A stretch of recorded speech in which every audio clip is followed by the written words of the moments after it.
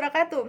Hai kelas, ya kita masuk ke ini pertemuan terakhir ya untuk pelajaran kimia untuk kelas 11 sebelum kita memasuki UAS atau ujian akhir semester. Nah, pertemuan terakhir ini akan kita tutup dengan materi terakhir untuk kesetimbangan kimia.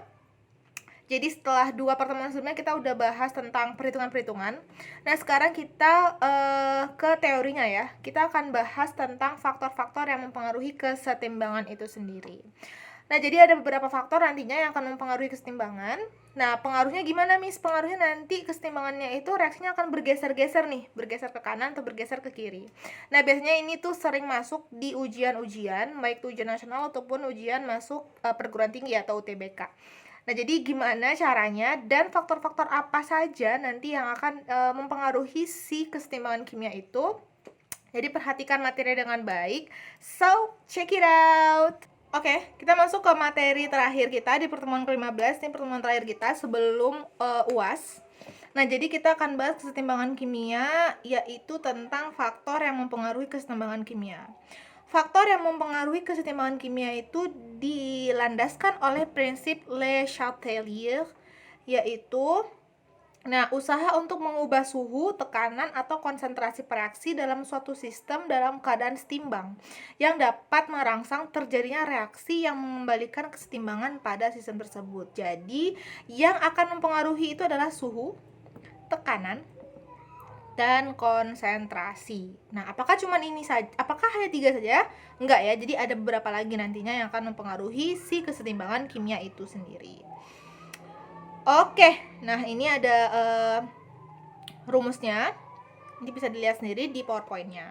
Nah, jadi kita akan bahas dulu masalah konsentrasi nih. Nah, bila suatu sistem dalam kesetimbangan mendapat gangguan eksternal, berarti gangguan dari luar ya, maka sistem tersebut akan melakukan perubahan yang mengatasi gangguan tersebut dan menyusun ulang kesetimbangan baru dengan KC yang sama. Jadi kesetimbangannya bergeser. Nah, apa hubungannya sama konsentrasi, Miss? Oke, perhatikan. Jika produknya ditambah, jadi ini konsentrasi ya. Ini adalah konsentrasi. Nah, jika produknya konsentrasinya bertambah, maka reaktannya akan berkurang sehingga kesetimbangan akan bergeser ke sebelah kiri. Ketika produknya konsentrasinya dikurangin, maka reaktannya akan naik, maka kesetimbangan akan bergeser ke kanan. Jadi dia bergeser-geser. Itu namanya pergeseran kesetimbangan. Bingung ya geser-gesernya gimana? Nanti akan ada soalnya kok. Oke, tunggu ya. Jadi ini perubahan konsentrasi. Ini harus dihafal ya. Ketika produknya ditambah konsentrasinya, maka kesetimbangan akan bergeser ke kiri. Ketika produk dikurangi konsentrasinya, maka kesetimbangan akan bergeser ke kanan. Itu untuk konsentrasi. Selanjutnya, nah ini ada penjelasannya ya. Larutan FeCN 2 positif, terus Fe3 positif, dan SCN. Nah, ini reaksinya. Nah, ketika larutan FeSCN 3 itu campuran warna merahnya FeCN2 dan warna kuningnya Fe3 positif. Nah, setelah penambahan NaSCN, kesetimbangan akan bergeser ke kiri. Ketika ini ditambah, maka reaksi, ini kan ditambah nih. Nah, maka reaksi akan bergeser ke sebelah kiri. Maka ketika ini bertambah, yang terbentuk adalah ini jadinya. Setelah penambahan FeNO3, kesetimbangan juga akan bergeser kiri. Nah, ketika si Fe3 positifnya ditambah juga, maka kesetimbangan tetap akan bergeser ke kiri. Kapan Miss bergeser ke kanannya? Reaksi akan bergeser ke kanan ketika FeSCN-nya ditambah. Ini ditambah, maka reaksi akan bergeser ke kanan. Ini gitu dia ya. Jadi bergeser-bergeser seperti itu.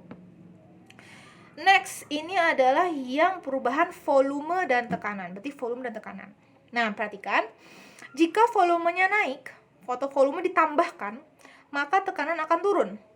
Maka dari itu, kesetimbangan itu akan bergeser ke jumlah koefisien gas yang terbesar atau terbanyak.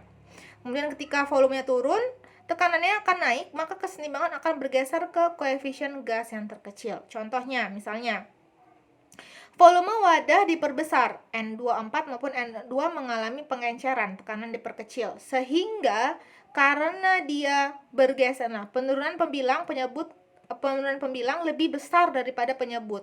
Sehingga kesetimbangan akan bergeser ke kanan, berarti karena ini punya koefisien terbesar.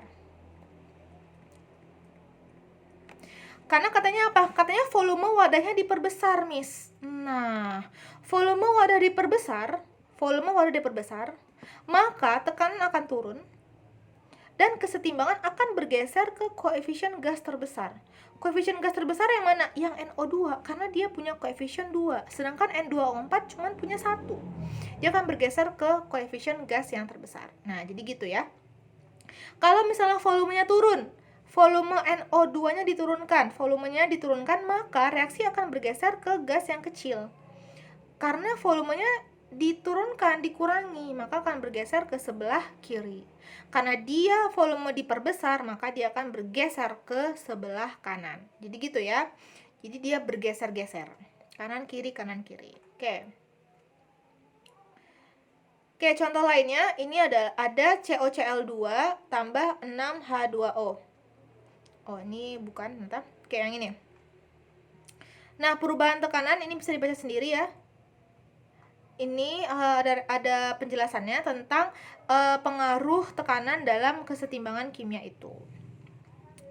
Nah, ini bisa dibaca di PowerPoint-nya. Selanjutnya, suhu. Tadi udah konsentrasi apa? Miss ingat lagi, kalau konsentrasinya ditambah, maka konsentrasi produk ditambah, maka reaksi akan bergeser ke sebelah kanan. Kalau konsentrasi reaktan yang ditambah, maka akan bergeser ke sebelah kiri. Nah, terus juga kalau volume juga jangan lupa, kalau volumenya ditambah, maka dia akan bergerak ke koefisien yang besar. Kalau volumenya dikurangi, maka dia akan bergerak ke koefisien yang kecil, gitu ya. Selanjutnya suhu. Nah, kalau suhunya bertambah, maka reaksinya akan bergeser ke arah endotherm. Masih ingat nggak termokimia? Ciri-ciri endotherm apa? Ciri-ciri endotherm adalah yang punya delta H-nya itu positif. Yang punya delta H itu positif. Sedangkan reaksi eksotherm berarti dia punya delta H negatif. Ini harus diingat ya. Nah, jadi kalau misalnya T-nya ditambah, maka kesetimbangannya akan bergeser ke reaksi endotherm. T-nya berkurang atau suhunya diturunkan, maka kesetimbangan akan bereaksi ke arah exotherm. Contohnya nih, misalnya ini nih. Kita punya N2O4 setimbang menjadi N2NO2. Ini delta H-nya 58 atau minus 58. Nah, kita baca. Reaksi pembentukan NO2 dari N2O4 itulah endotherm. Reaksi sebaliknya exotherm. Jadi kalau misalnya pembentukan N2, berarti dari sini ini adalah endotherm ya, karena delta H-nya positif. Nah, tapi kalau kita kebalikannya, berarti dari NO2, ini harusnya NO2 ke N2O4, dia adalah minus 58, karena kebalikannya ya. Nah, pemanasan itu akan memperbesar NO dan pendinginan akan memperbesar N2O4. Nah, pemanasan berarti dia T-nya naik. T-nya naik, maka dia akan bergerak atau bergeser ke arah reaksi endotherm. Reaksi endotherm adalah dari kiri ke kanan. Maka yang akan banyak adalah si NO2-nya. Karena dari kiri ke kanan. Tapi katanya ketika pendinginan atau T-nya dikurangi, suhunya dikurangi, maka dia akan bergeser ke reaksi exotherm. Reaksi exotherm kan kebalikannya ya. Berarti dia NO2, berarti dia akan bergeser ke reaksi dari kanan ke kiri. Maka yang lebih banyak nantinya adalah si N2O4-nya. Jadi gitu ya kebalikannya ya. Coba Miss lihat. A tambah B setimbang menjadi C, ini delta H-nya adalah positif. Maka ini dari kiri ke kanan, dia adalah reaksi endotherm. Tapi dari kanan ke kiri, dia adalah reaksi exotherm. Masih ingat nggak termokimia yang hukum Hess tuh, yang kita ngebalik-balik? Kalau misalnya produknya diduluankan, maka reaksinya akan berubah tanda ya, jadi negatif. Nah, itu sama sistemnya juga untuk kesetimbangan ini. Oke, nah itu ya. Nah, ini ada soal, ke arah manakah reaksi di bawah ini bergeser bila pada suhu tetap? Oke, suhu tetap, berarti kita abaikan suhunya. Tapi Miss, tekanannya diperbesar, volume diperkecil. Maka volumenya tadi ada ya yang di perubahan volume, katanya volumenya kecil, tekanannya naik. Maka reaksi akan bergeser kemana? Coba ingat, kalau tekanannya turun, maka reaksi akan bergeser ke koefisien yang lebih kecil. Maka dia akan bergeser ke koefisien kecil, koefisien sigma, koefisien kecil. Maka kalau nomor A, kira-kira dia akan bergeser kemana? Iya benar, dia akan bergeser ke kiri, karena ini kecil, sedangkan ini ada 1, ada 2 totalnya. Ini cuma 1, yang kecil yang ini. Yang B, dia akan bergeser kemana? Ya benar, ke kiri juga. Karena di sini ada 1, di sini ada 1, totalnya ada 2, dan di sini cuma ada 1 ke kiri. Yang C, Miss, yang C kok sama, Miss? Di sini ada 2, di sini ada 2. Maka gimana? Tidak terjadi pergeseran apapun. Nah, tidak terjadi pergeseran apapun. Kemudian yang D. Yang D ternyata di sini dia ada 1 nih. Di sini dia ada 3, maka di sini totalnya ada 4 koefisiennya.